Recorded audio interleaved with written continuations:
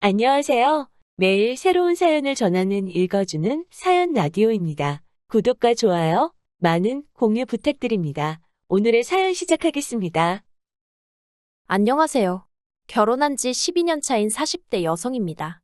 지금까지 남에게 피해 끼치지 않고 가정을 제일 우선시하며 최선을 다해 살아왔다고 생각하는데 생각지도 못한 남편 요구 때문에 이혼 소송 중입니다. 남편은 지금도 제가 왜 이혼을 하자고 그러는지 이해가 안 된다며 자기가 오히려 억울하다는데 정말 어디다 속 시원하게 하소연할 곳도 마땅치 않아서 여길 왔어요. 저보다 8살이 많은 남편과는 지인의 소개로 만났습니다. 당시 저는 30살로 평범한 회사에서 사무직으로 일하고 있었고 남편은 작은 식당을 운영하고 있었네요.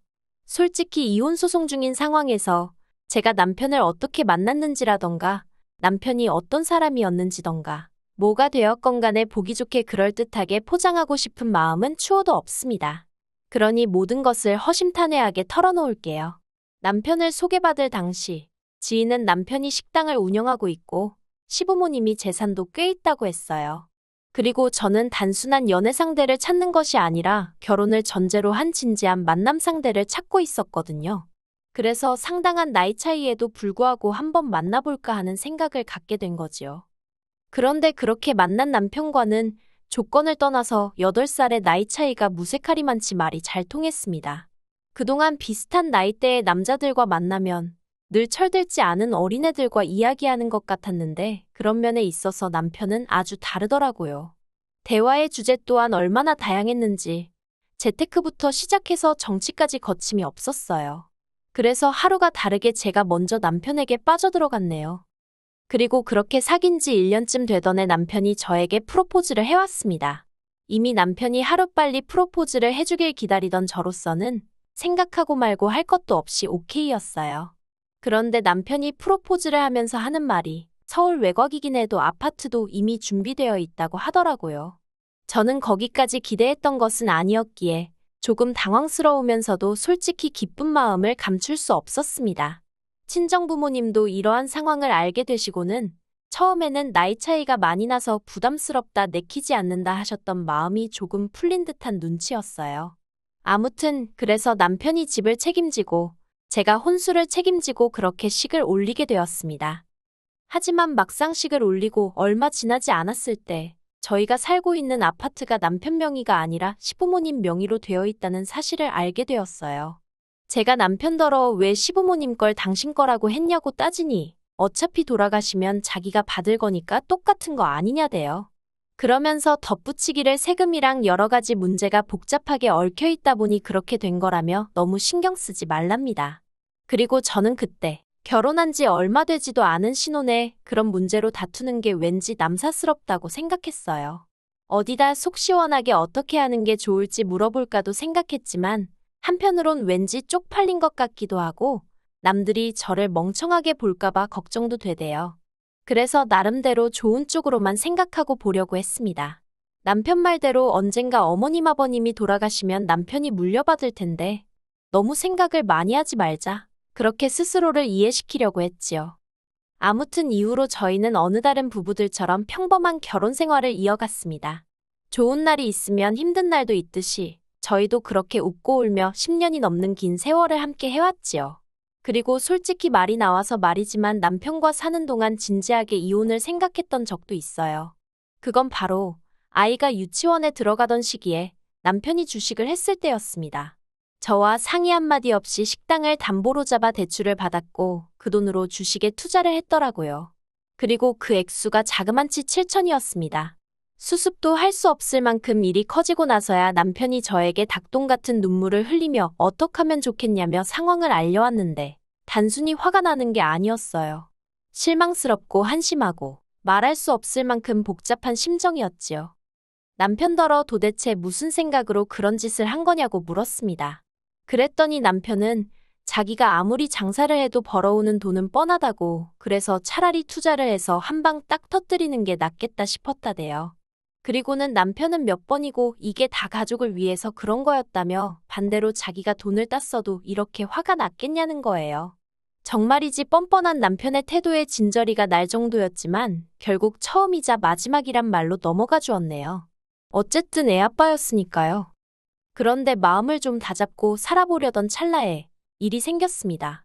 건강검진을 받으신 아버님이 간암 판정을 받으셨거든요. 그런데 어머님이고 남편이고 아버님 간병을 제가 하기를 바라더라고요. 정말이지 목 빠지게 제가 하겠다고 나서주기만을 바라는 사람들처럼 행동을 하대요. 물론 단지 그 이유 때문에 제가 아버님 간병을 시작한 것은 아니었습니다. 남편과 어머님이 보여준 태도가 부담스러웠던 것도 사실이지만 저는 저대로 어쨌든 암이라는데 아픈 사람을 섭섭하게 하는 건 경우가 아니라고 생각했어요. 그리고 초기암이었으니까 수술만 하면 깔끔하게 낫는 줄 알았지요. 그래서 그까짓 거 길어봐야 한 달이다 생각하고 애들까지 친정에 맡겨가면서 자의반타의반으로 간병 생활을 시작하게 되었네요. 하지만 제가 원래 간병을 해본 사람도 아니고 4박 5일 내내 남자 병실에 머물면서 아버님을 간병한다는 건 정말 쉬운 일이 아니었습니다. 게다가 아버님 성격이 원래도 불같으신데 당신이 암 환자라는 사실을 알고 나신 이후로는 짜증까지 2배, 3배로 내셨거든요. 솔직히 저 때문에 암에 걸리신 것도 아닌데 저한테 얼마나 화풀이를 하시던지 그래도 참을 인자를 손바닥에 그려가며 꾹꾹 눌러 참았습니다. 수술만 하면 끝이니까 다 낫고 나시면 나한테 미안해하실 거라고 그렇게 생각하면서 말이지요. 그런데 안일하게 생각한 제가 어리석었어요. 암이라는 게 수술만 하면 끝이 아니라 이후로 5년 동안은 매달 한두 번씩 정기검진을 받아야 한다는 이야기를 들었거든요. 그리고 혹시나 했지만 역시나라고 아버님은 수술은 성공적으로 끝났다고 했지만 이후로 매달 한두 번씩 병원에 와서 검사를 받으라고 하대요.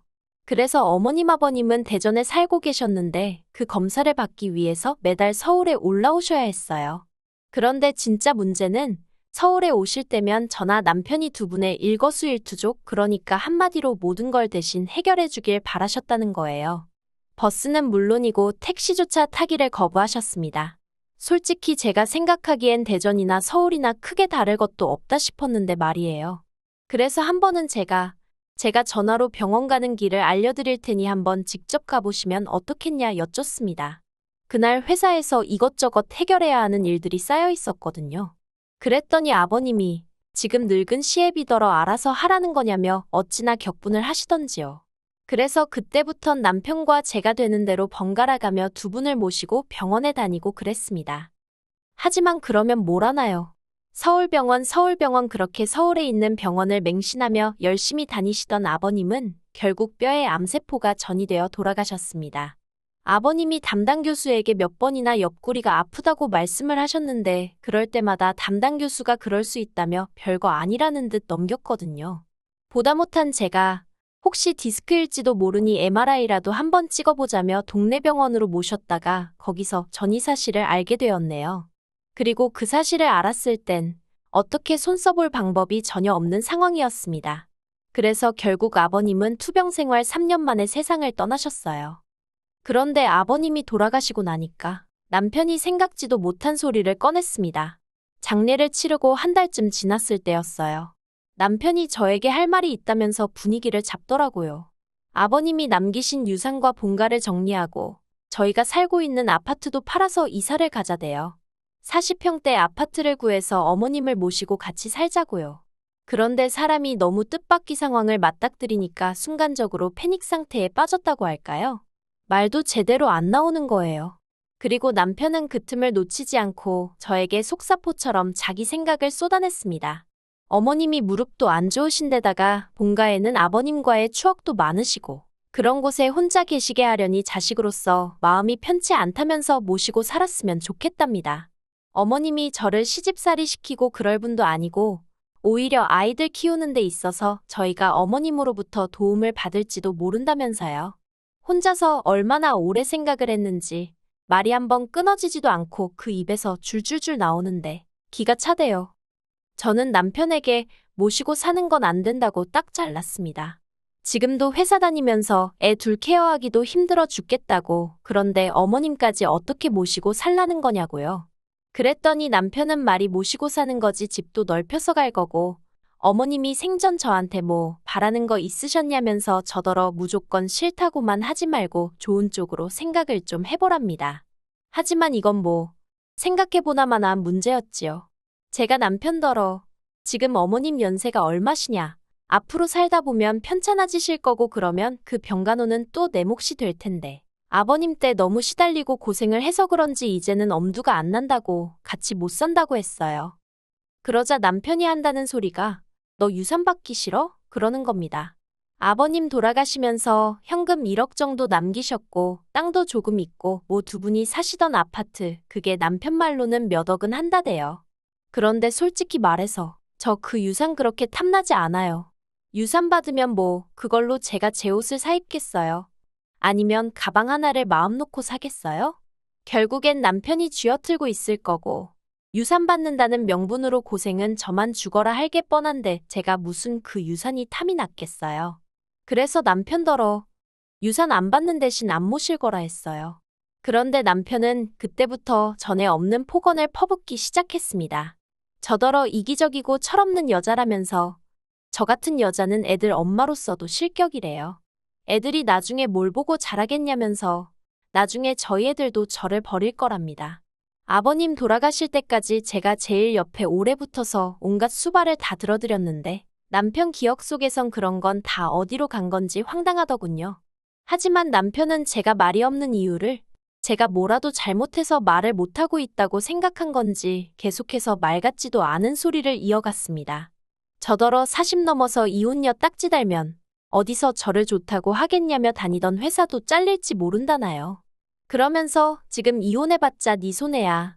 너는 며느리의 도리를 거부하고 있는 거라서 내가 이혼 소송 걸면 너는 끝이야 그러대요. 그런 소리까지 들으니까 저도 눈에 뵈는 게 없더라고요. 그래서 남편더러 그래 그러면 이혼하자 했습니다. 당신 말대로 나이 40에 이혼녀 딱지 그까짓 거 달아도 그만이라고 그리고 나만 이혼녀 되냐고 그러면 당신도 이혼남 된다고 했습니다.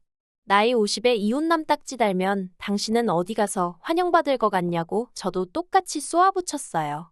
남편도 제가 그렇게 나올 줄은 몰랐는지 그제서야 눈을 동그랗게 뜨고는 지금 말이라고 하는 거냐면서 그리고 저는 이튿날 바로 이혼 전문 변호사를 찾았습니다. 솔직히 변호사 사무실에 가는 내내 아이들이 눈에 밟혔지만 마음을 독하게 먹었어요. 아이들도 언젠가 저를 이해해 줄 거라 믿으면서 남편에게 가타부타 말하지 않고 내용 증명 보냈습니다. 솔직히 그 과정 내내 제가 남편더러 나가라고 한 것도 아니고 그렇다고 제가 집을 나온 것도 아니었어요. 다만 아이들이 혹시나 상처를 받을까 걱정되어 친정으로 보낸 상황이었습니다. 그나마 방학이었으니 다행이었지요. 그런데 남편이 내용 증명을 받고서는 아주 생난리를 치대요. 네가 뭔데 이혼을 하냐마냐 하냐면서 이혼 소리를 꺼낸 건 자기였으면서 정작 제가 먼저 액션을 취한 게 화가 나는 모양이더군요. 그리고 결론부터 이야기하자면 결국 이혼했습니다. 1년간의 지리한 다툼 끝에 제가 이겼어요. 재산도 분할받았고 위자료는 기껏해야 돈 1,000만 원이나 받겠냐 했는데 그것보다도 훨씬 웃도는 돈을 받았네요. 그리고 아이들에겐 미안하지만 남편이 곧 죽어도 양육권을 포기하지 못하겠다 하더라고요. 자기는 양육비도 필요 없다면서 무조건 아이들을 데려가야겠다는 거예요. 솔직히 식당 일을 핑계로 애들하고 어디 한번 제대로 놀러 간 적도 없으면서 막상 이혼하는 마당에는 애들 욕심을 내는 걸 보니 어처구니가 없었지요. 그런데 제가 나쁜 엄마인 걸까요? 제가 10년 키웠으니 남은 10년은 남편이 키워도 되지 않을까 싶었습니다. 그래서 남편한테 양육권 넘겼어요. 친권을 준 것도 아니고 요새 세상이 어떤 세상인데 남편이 안 보여준다고 평생 못 보고 살고 그런 건 요즘 말도 안 되잖아요. 그래서 눈 딱 감고 양육권 포기했네요.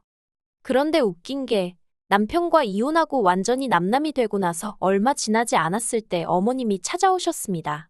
합가 얘기 나오는 내내 남편 뒤에 숨어서 한 번도 저희 사이를 어떻게 조율해 주려는 시도조차 안 하신 분이셨어요.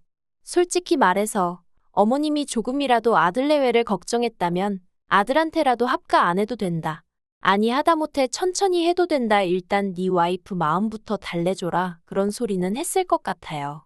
하지만 아버님 간병 때도 그렇고 결정적인 순간에는 꼭 당신 아들 뒤에 숨어서 나는 아무것도 몰라요. 하고 계시는 분이셨습니다. 그런데 그런 분이 절 찾아오셔서는 다시 살림을 합치는 게 어떻겠냐입니다. 저는 제 귀를 의심했어요. 그런데 어머님 말씀이 듣다 보니까 얼떨결에 당신이 살림도 다 하시고 애들 케어도 다 하고 계신 모양이더라고요. 그러면 그렇지 집버릇 누굴 주나요? 저랑 살 때도 장사하는 게 무슨 벼슬인 것 마냥 집안일엔 손가락 하나 까딱도 안 하던 인간이에요. 그런데 어머님하고 산다고 뭐 얼마나 달라지겠어요? 어머님이야 매일 제가 치워둔 깨끗한 집에서 제가 차려드리는 음식이나 드시고 하셨으니 합가를 하면 얼마나 좋을 줄 아셨나 본데. 아무튼 어머님은 계속해서 아가아가라고 저를 부르시며 애들도 저를 찾는다고 자꾸 애들 이야기를 하시면서 제 마음을 돌리려고 하셨습니다. 하지만 저는 그런 어머님의 말씀을 단칼에 잘랐어요. 이혼하면서 재산분할도 제대로 받았고 그래서 그 돈으로 저 혼자 살 수 있는 작은 아파트 하나 샀다. 위자료로 중고차도 한 대 샀다. 그리고 요새는 전에는 살림하느라 시간이 없어서 못했던 운동도 한다. 정말 사람 사는 것처럼 살고 있는데 너무 즐겁다고요. 그러니 이런 불쾌한 이유로 다시 연락하시거나 찾아오지 마시라 했습니다. 아이들은 잘 부탁드린다고 했네요. 그러자 어머님이 저더러 독한 X라며 너도 네 자식한테 똑같은 꼴을 당해보랍니다. 아니, 어머님은 왜 당신 아들 때문에 고생하시면서 저한테 화풀이신 건지. 그냥 불쌍하다 생각하고 내내 건성으로 대답하고 먼저 등 보이고 나왔어요. 속이 후련합니다. 아이들한테 미안한 건 미안한 거지만 제 인생도 소중하니까요. 만약에 애들 아빠가 정말 애들 못 키우겠다 하면 그때는 친권까지 싹 가져올 생각은 있어요. 그저 저에게 남은 소원이 있다면 언젠가 애들이 이런 제 마음을, 제 사정을 이해해줬으면 할 뿐입니다. 긴 이야기 들어주셔서 감사합니다. 오늘의 사연은 여기까지입니다. 구독과 좋아요, 알람 설정해주시면 앞으로 더 좋은 사연으로 찾아오겠습니다. 감사합니다.